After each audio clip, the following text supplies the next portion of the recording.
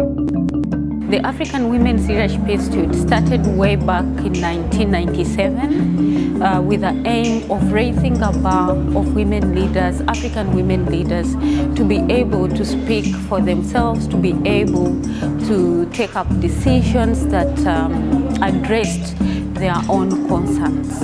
Akina Mama has trained over 4,000 women, and in Tanzania in particular we have trained over 200, just Tanzania alone. One of the reasons why we're here is to hold a reunion for the African Women's Leadership Institute that has been Akina Mama Africa's flagship program, the last 18 years.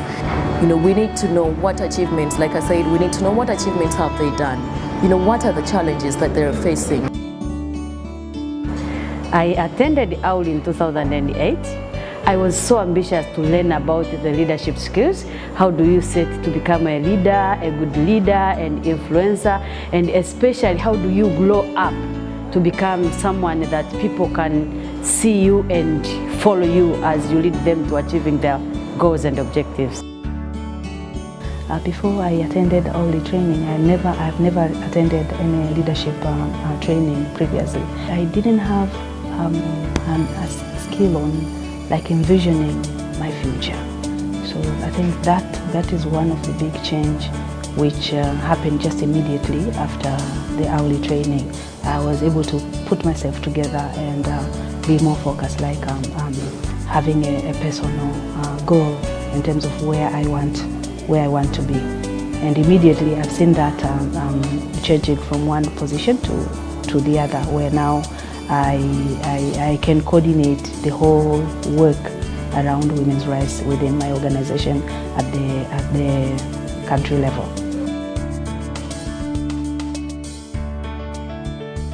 That training was really powerful, and we received a lot of new information from various people, various professors throughout Africa.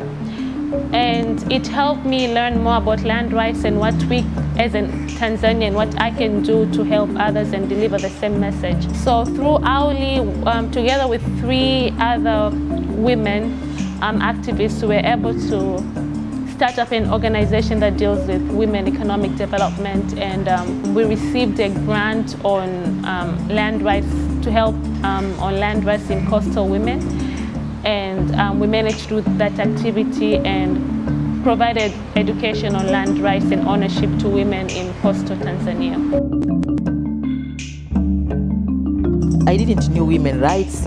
I was confusing women's rights and gender issues. So when issues on feminism, again, it was another thing which I was mixing. So I learned a lot and benefited a lot. So I did got confidence. Before I couldn't even speak or stand in front of the crowd and speak something or talk about something. But nowadays, everywhere where I go now, everywhere I go, they could choose me or select me as a leader or as a chairperson or whoever. Everywhere in a gathering, we are sitting together, automatically people select Mary mwenyekiti, Mary katibu. So I think it's good.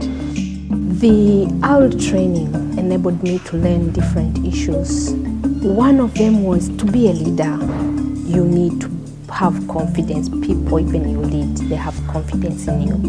Where you're driving the vehicle to, people can be self-seated and they know they are going to the right direction. So what I grasped is, in order to influence people, I have to read, I have to do research, so that when I tell the people about a certain thing, so I should have evidence to back up on what I'm proposing we should do. But also not to ignore other people's view. So I have to take them on board to ensure that they also participate and become part of the movement. We've seen a change, and we've had these leaders go ahead to take up higher leadership positions and are influencing policies, are also contributing to the well-being of African women in terms of representing their voices at high-level meetings. For example, we have so many now involved in the SDGs, the post-2015 discourse, and the financing for involvement, and even other leadership positions. Because if they are not involved in the leadership positions, be sure that the laws or the decisions that are going to be taken up there, they will be gender insensitive, they won't benefit the whole community. This is where we are looking at issues of community mobilization. How can we effectively organize as women to defend for our rights, for our property, for everything, those issues that concern us? How can we as women in totality come up with a one voice collectively to demand and organize to influence? The alumni are here trying to take action, trying to use the acquired skills from the leadership training to ensure that actually they benefit their communities. They will take action collectively together with the communities they do so. The session has been very exciting today because we've really looked at the issue that is affecting women in Mtwara region as a result of discovery of oil and gas. It is a new area of intervention, but also it is linked to the national agenda on promoting land investment and how it affects the people, but specifically women. So we are excited because we've managed, as alumni, we've managed to come up with an action plan which is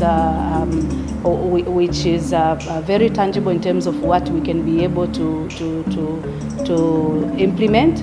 So I think the huge commitment ahead of us is to commit time and energy and resource so that we can be able to see the outcome of the action plan that we've developed today.